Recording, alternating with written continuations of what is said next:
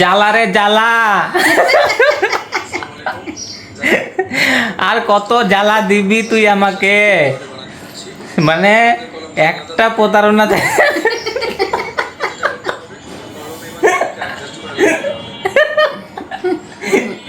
আমার মাকে একটা প্রতারণা থেকে আমি মুক্ত করছি, আর একটা প্রতারণা আবার সামনে আসছে।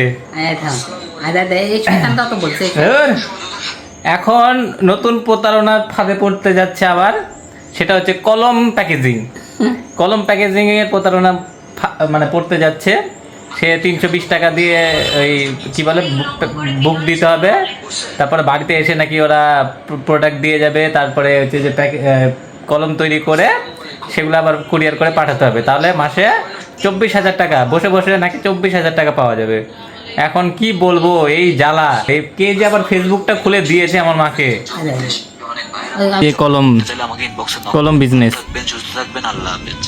কি, আমি আর নিতে পারছি না, আমি আর নিতে পারছি না, আমি আর নিতে পারছি না।